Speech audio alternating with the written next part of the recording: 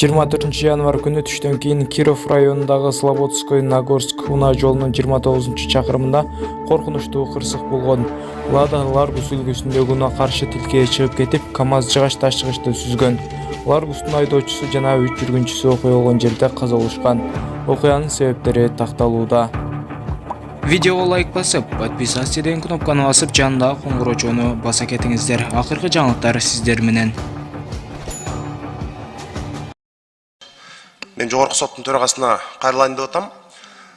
9 январ күнү эрте менен Бишкекте болгону 24 жаштагы чырактай болгон Айза Улан кызын мурдагы майы кызматкери өзүнүн автоунаасы менен сүзүп өлтүргөн. Жанагы жөө жүргүнчүлөр басуучу жолдон.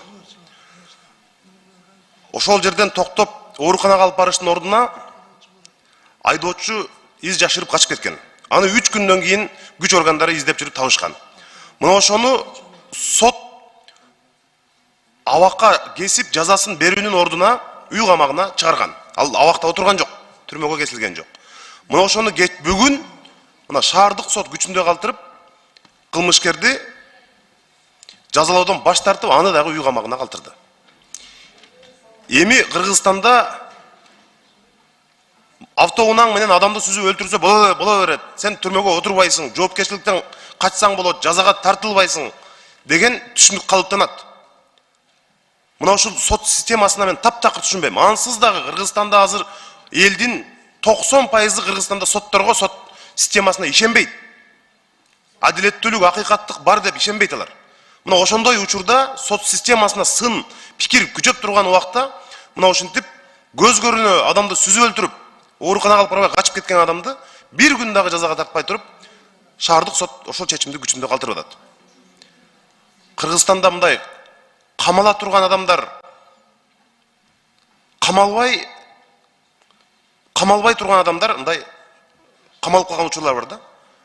Болбосо кече жанагындай Адилет Балтабай же болбосо жөн эле бир тыйын жыйынга чогулуп, бир тегерек столдо бир маселени талкуулап койгон аялдардын барын камап, бирок мына ушинтип көз көрүнө сүзүп кеткен, мурда күч органдарында иштеген майор болуп, ошолорго мыйзам иштебегени азыркы күндө коомчулукта абдан чоң нааразылык жаратып атат. Эмне үчүн соттор көз көрүнө жана гемодиализ алат экен деп актанган экен, адвокат айтып атат, айыпталуучу өзү айтып атыптыр, жок, биз бул гемодиализ албайт 2016-жылдан бери деп. Демек бизде автоунаада баратып адамдарды сүзүп өлтүрүп коюп, бирок жазага тартылбай үйүңдө жата берсең болот экен да. Ушуну кантип элге түшүндүрөбүз? Мына соттор кантип түшүндүрөт ушуну?